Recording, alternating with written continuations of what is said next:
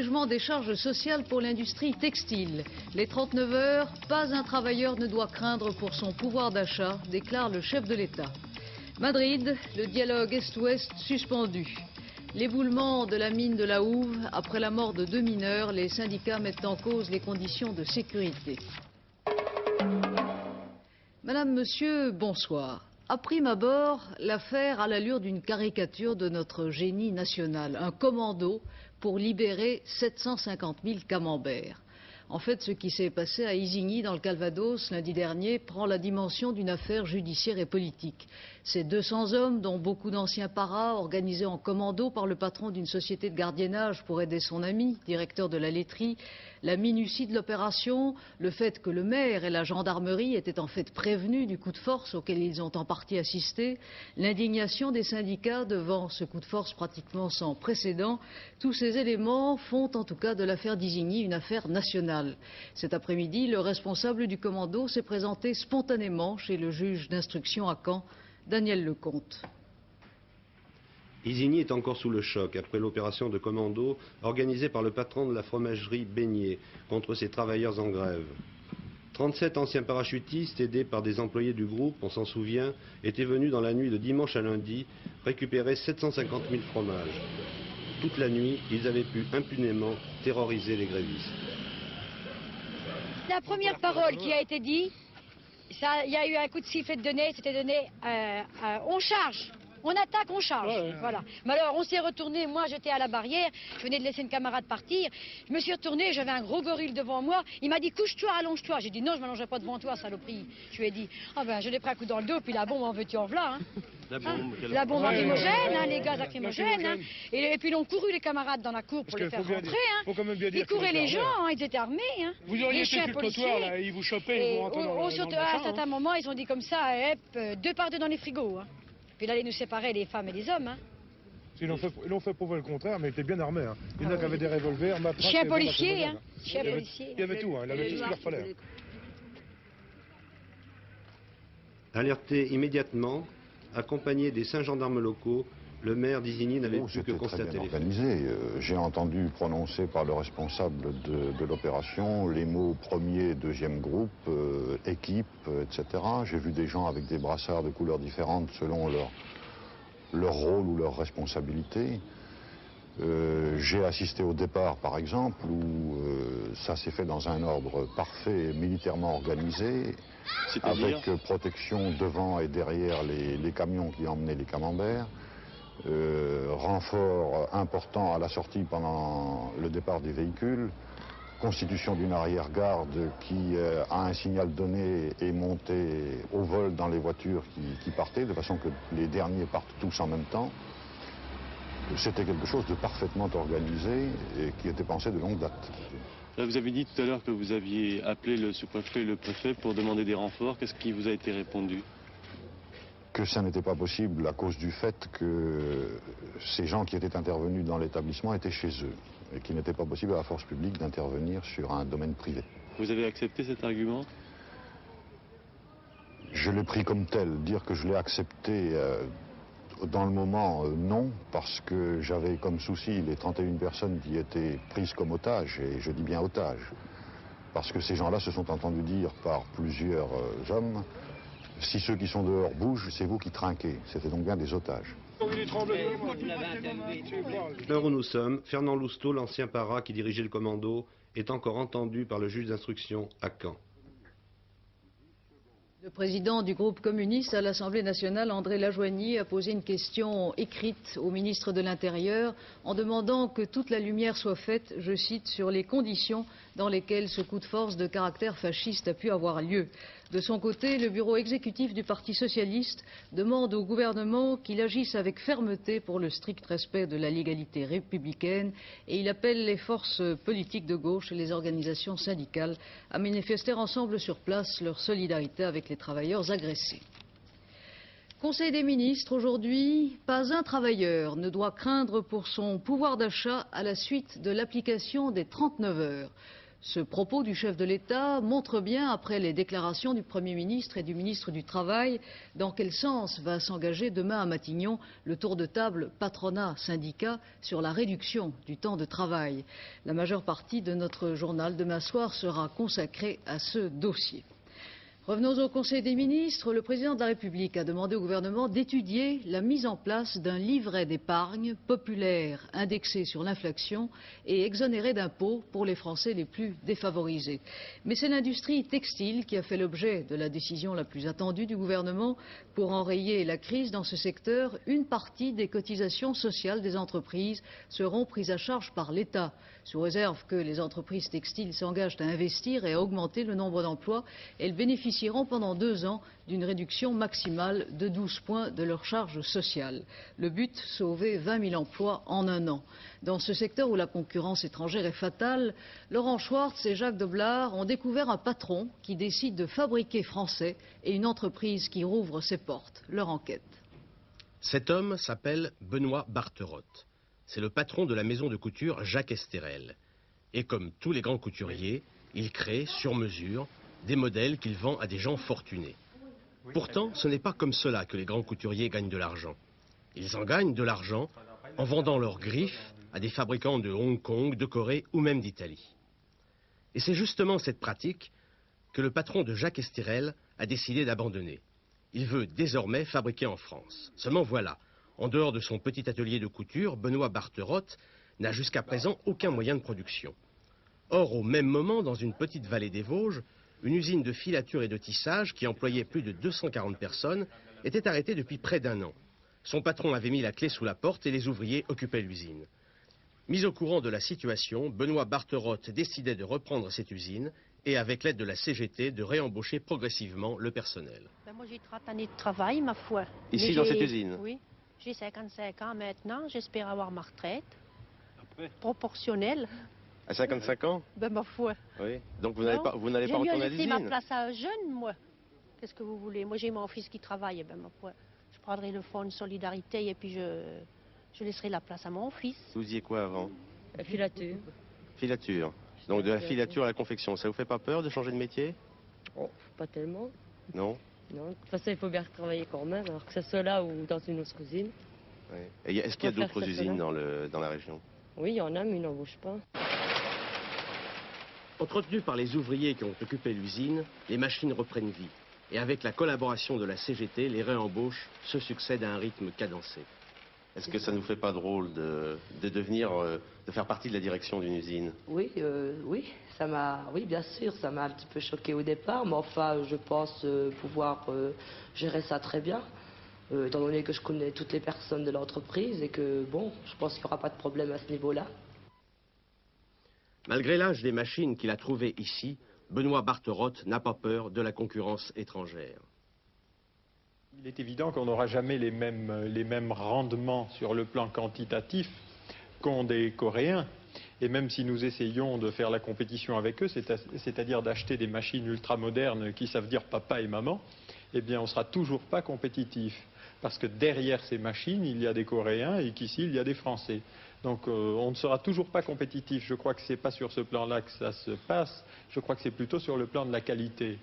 Nous avons une culture textile, nous avons un passé et nous savons faire un certain nombre de choses qu'ils ne savent pas faire. Alors, nous comptons reprendre des unités de production et faire un seul modèle. Alors nous ne dirons pas une année le revers est large, le revers est étroit l'année suivante parce que c'est la mode, etc. Non, un revers c'est d'abord un endroit, c'est-à-dire ça fonctionne. Et dans le littré français, le dictionnaire français, le tailleur, c'est celui qui enlève ce qui n'est pas nécessaire. Alors c'est ce que nous ferons, et nous ferons qu'un modèle, mais par contre nous le vendrons dans le monde entier. Voilà. Dès maintenant, le patron de Jacques Esterel envisage de racheter une deuxième usine, Mavest. Un exemple encourageant que beaucoup de députés, confrontés sur le terrain de leur circonscription à la réalité économique et sociale, voudraient sans doute voir suivi. En effet, loin du palais Bourbon et de sa rhétorique, les nouveaux élus découvrent les difficultés et parfois les contradictions des problèmes qu'il faut résoudre. C'est le cas de Jacques Badet, 38 ans, député maire de Saint-Chamond, Professeur d'université de son État, il passe en moyenne 3 jours à Paris, 4 jours dans sa circonscription. Ce sont les rudes délices de la vie parlementaire. Son expérience, son portrait, Patricia Charnelet et Alain Pagano. Saint-Chamond, 42 000 habitants, une ville industrielle à 95%. Ce département de la Loire est le plus touché de la région Rhône-Alpes. Près de 10,5% de la population active au chômage, la moyenne nationale est de 8%. La raison est simple, cette vallée subit les conséquences de la double crise du textile et de la sidérurgie. Les entreprises n'ont pas su ou pas pu se reconvertir à temps. Et la situation va plutôt en se dégradant. Ce jour-là, les syndicats d'une usine de cylindres de laminoir, rachetée par Usinor, sont venus chez le député pour tirer la sonnette d'alarme. 14 suppressions de postes ont été annoncées, des départs en pré-retraite, sans aucune perspective d'embauche. En dehors de l'analyse que vous venez de faire des termes de bénéfices et autres, est-ce que vous avez une analyse précise qui pourrait s'appliquer à l'entreprise? On s'aperçoit qu'il y a à peu près 30% des cylindres qui viennent de l'étranger, et notamment de l'Allemagne. Donc les gestes de production, la rapatrier en France, quand on sait que Solmer achète une bonne partie de ses cylindres à l'étranger. Donc déjà, il y a des gestes de solution. Il y a aussi la réduction du temps de travail qui apporterait déjà... Selon les syndicats, la direction refuse toute discussion sur le temps de travail tant qu'un accord n'a pas été conclu pour l'ensemble du groupe. Le député, lui, a promis d'intervenir auprès du ministère de l'Industrie et du PDG d'Usinor. Est-ce que c'est plus facile depuis que vous avez un député socialiste? Oui, les rapports sont plus faciles par le fait que, comme je vous disais, il écoute davantage les travailleurs et puis ça ne reste pas dans un vaste clos. C'est-à-dire qu'il fait des choses. C'est ça, oui, il prend en compte nos problèmes. Ça aboutit concrètement? Ça aboutit concrètement, oui. Le rôle du député ne se limite pourtant pas à des interventions. Jacques Badet a fait racheter par la municipalité ses locaux industriels. Il a réussi à faire repartir une fabrique de pluches dont tout le personnel avait été licencié. Ce qui n'empêche pas les patrons de l'entreprise, pourtant aidés par la ville, de se plaindre de l'augmentation des charges sociales et des problèmes de trésorerie.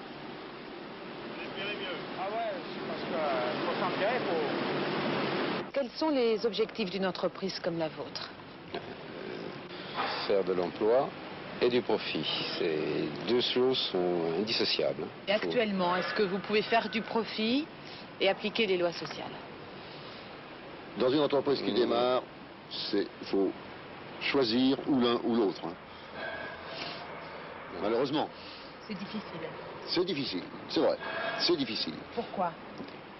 Eh bien, disons qu'une entreprise qui démarre a à faire une conquête du marché, dans un marché qui est lui-même difficile, où les prix sont bataillés, et dans le fond, on ne nous attend pas. Le député pense que les lois sociales faciliteront la reconquête du marché intérieur. Il est donc déterminé à tout faire pour ne pas subir les problèmes économiques.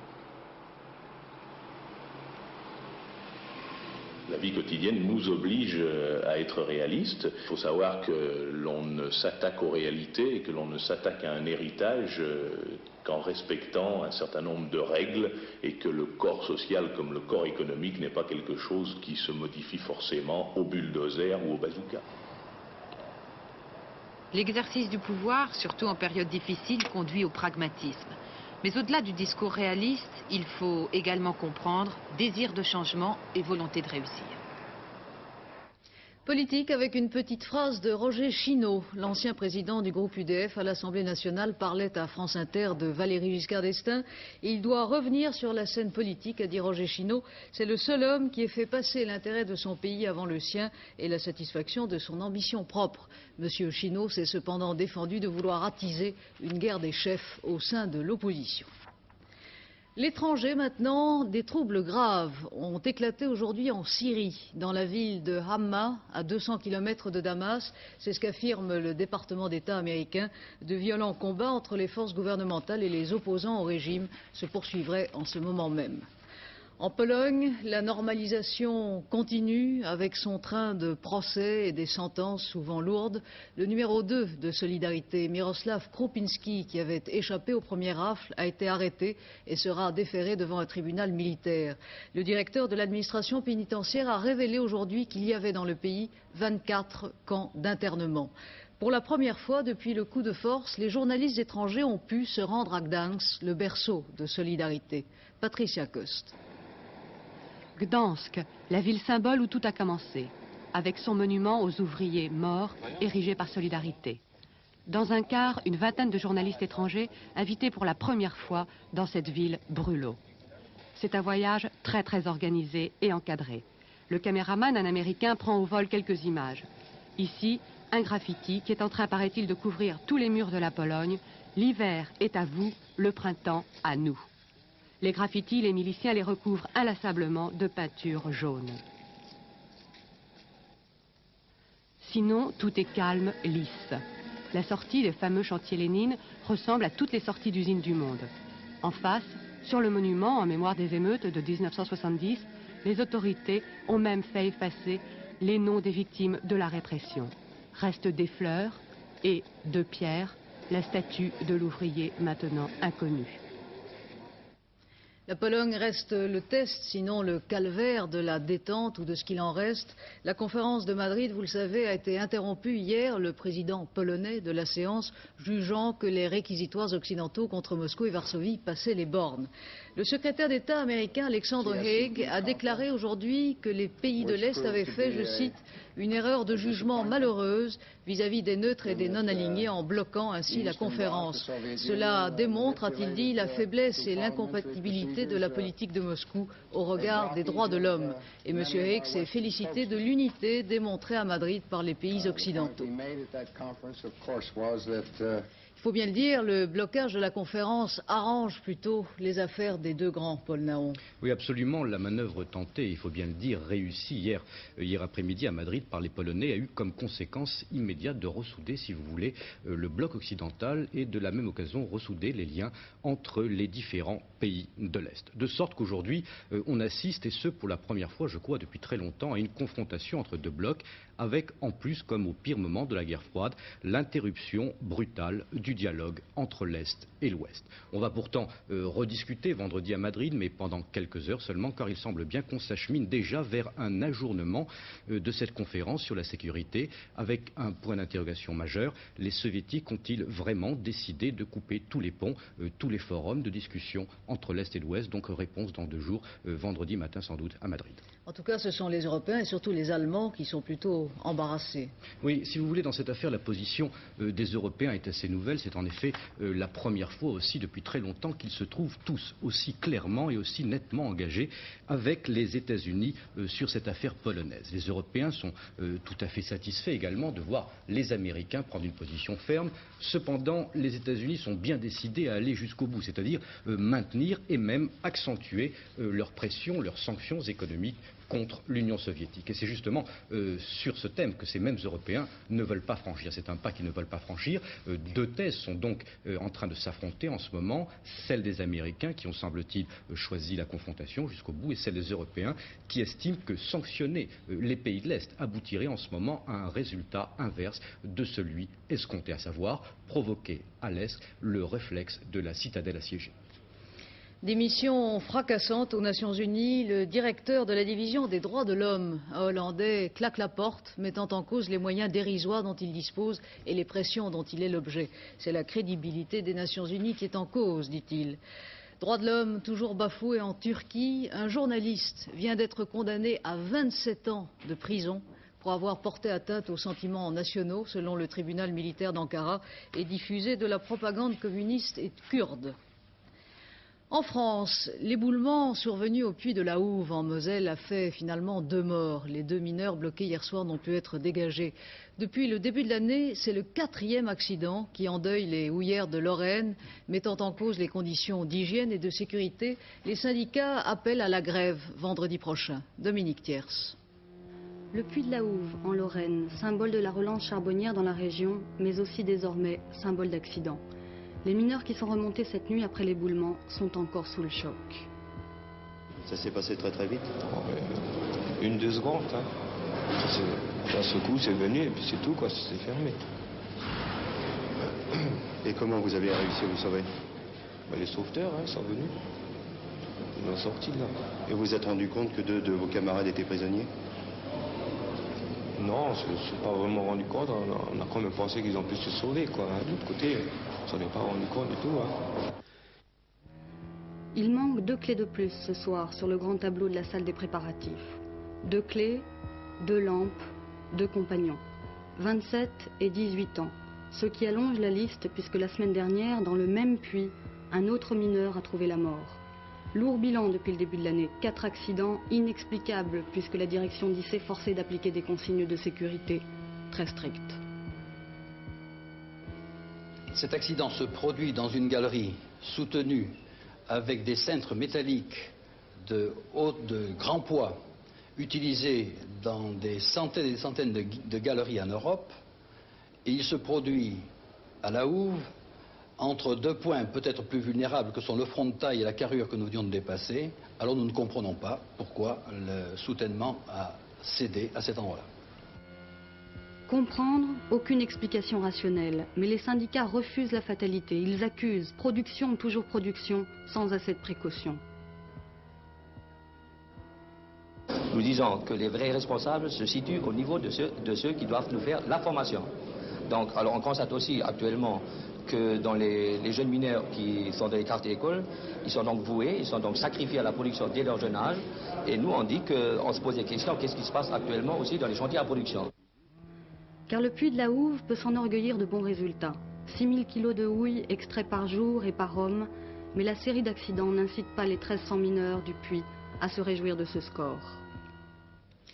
Moins 0,9%, c'est le chiffre du jour. Il illustre la légère amélioration de la sécurité routière en France.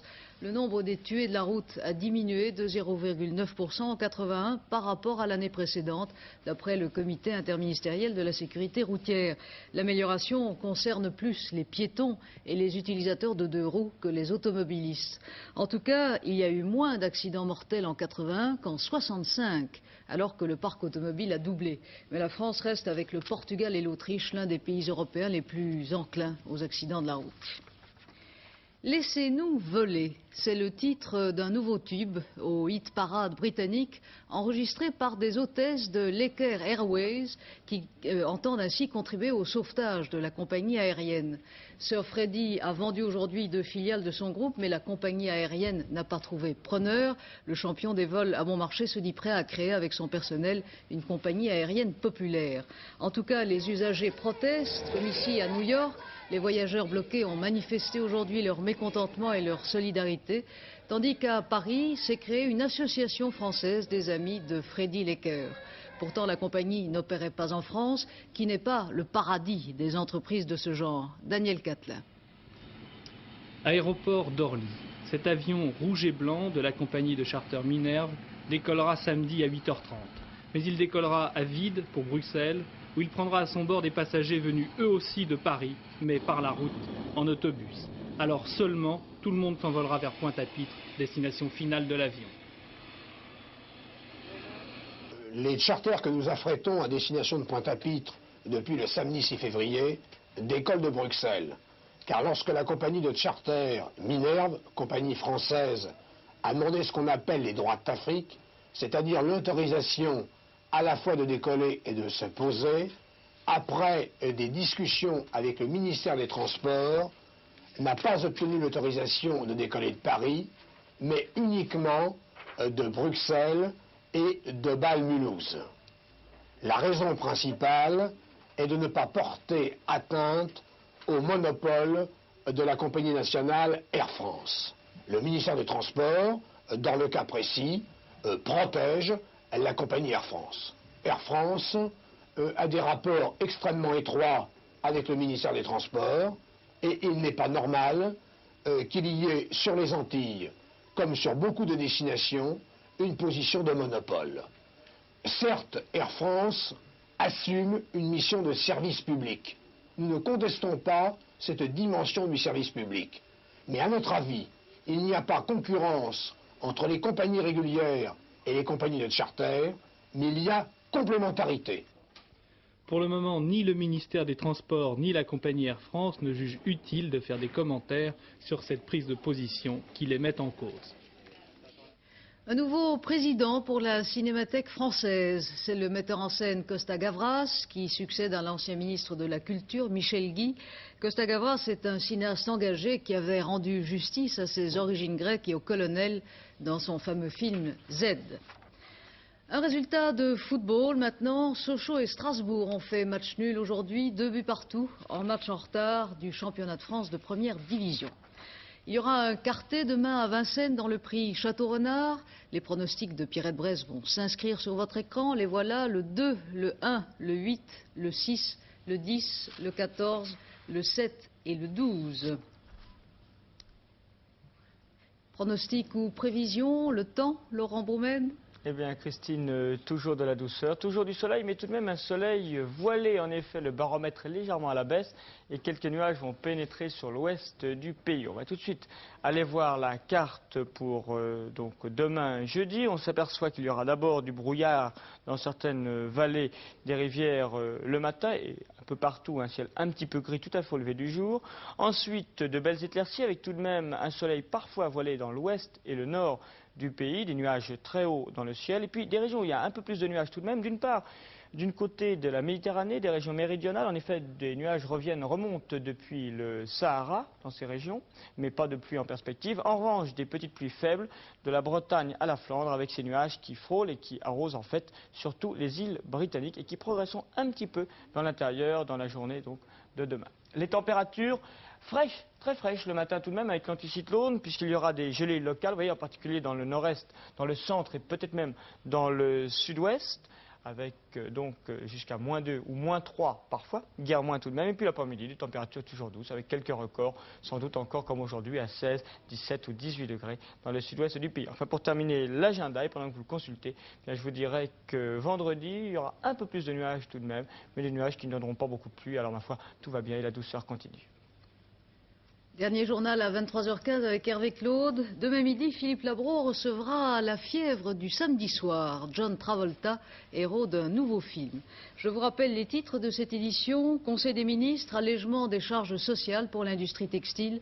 Demain à Matignon, le point sur la réduction du temps de travail. Madrid, le dialogue Est-Ouest suspendu. Merci d'avoir suivi ce journal. Avant de vous quitter, je vous rappelle l'opération spéciale Japon que la rédaction d'Antenne 2, en collaboration avec la télévision japonaise NHK, va lancer du 10 au 14 avril prochain. Gérard Sebag vous en rappelle les principes.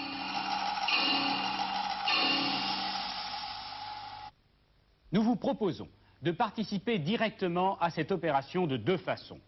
Premièrement, si à titre personnel, un sujet précis suscite votre intérêt, écrivez-nous. Si votre reportage est réalisable, il sera diffusé. Deuxièmement, si vous habitez un village, si vous êtes membre d'une collectivité, d'un comité d'entreprise, d'une usine, dont le devenir est directement lié au destin japonais, écrivez-nous. Nous organiserons un direct entre vous et des interlocuteurs japonais choisis par vous et qui répondront à vos questions. Vous avez jusqu'à la fin de cette semaine pour nous écrire à cette adresse: Le Japon et vous, Antenne 2, pièce 699, 15 rue Cognac-G, 75 007, Paris. Et maintenant, bonne soirée sur Antenne 2. Je vous retrouverai demain à 20h.